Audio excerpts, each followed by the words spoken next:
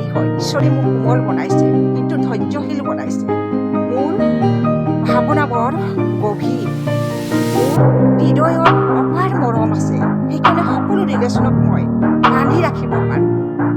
মোৰ হৃদয়ত অপাৰ মৰম আছে, সকলো ৰিলেশ্যনক মই বান্ধি ৰাখিব পাৰোঁ। এইখন পৃথিৱীত মই